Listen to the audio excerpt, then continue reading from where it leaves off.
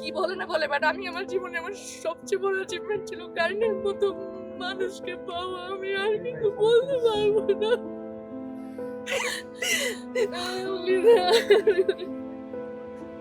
10 দিনে আমার মনে হয় যে আমাদের লাইফের এদিক থেকে ওদিক হয়ে গেছে, এবং আমি লাইফে আমার মনে হয় আমি অনেক কিছুর জন্য প্রিপেয়ার ছিলাম, বাট আমরা আসলে কারিনা চলে যাবে এটার জন্য প্রিপেয়ার ছিলাম না। বাট কারিনা আসলে ওর জীবনটা এটাই চাইছে, ও হাসি খুশি ভাবে জীবন কাটাবে। ও এবং ও শেষ দিনটা পর্যন্ত, ভাই আমাদের জীবনে যে কত কষ্ট, কত বড় দুঃখ এসে, আপনি কারিনাকে দেখবেন, কারিনার কোনো রিগ্রেট নাই, কারিনার কোনো খারাপ লাগা নাই, কারিনার কোনো কিছু নাই। ও ছোট থেকে ছোট জিনিসে অনেক খুশি থাকতো। ওর মতো ভালো মানুষের দুনিয়াতে অনেক বেশি দরকার, ওকে ওর মতো ভালো মানুষের অনেক বেশি দরকার।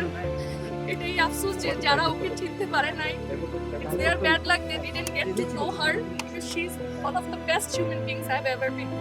আমার এত বন্ধু, এত কিছু, কিন্তু কারিনার সাথে আমার লাস্ট কয়েকটা বছর আমার কাছে মনে হচ্ছে she is my soulmate. আমাকে জীবনে কেউ এতটা প্রশংসা করে নাই, আমাকে কেউ জীবনে এতটা, মানুষ থাকে না যে এক ইন্ডাস্ট্রিতে কাজ করতে গেলে কত রকমের হিংসা থাকে, এই থাকে, ও এই কাজ পাইলো সেই কাজ পাইলো। কারিনা আমার আমার ভিডিওতে ভিউ আসলে আমি দেখতাম না, ও এসে আমাকে বলতো, না তোমার অনেক ভিউ আসছে, না এটাও হয়েছে ওইটাও হয়েছে। আমাকে নিয়ে কেউ খারাপ কথা বললে কারিনা ওখানে গিয়ে ডিফেন্ড করতো, আমার ভিডিও প্রশংসা করলে কারিনা গিয়ে ওখানে থ্যাংক ইউ বলতো। আমি জানি না মানুষজন কি বলে না বলে, বাট আমি আমার জীবনে আমার সবচেয়ে বড় অ্যাচিভমেন্ট ছিল কারিনার মতো মানুষকে পাওয়া। আমি আর কিছু বলতে পারবো না।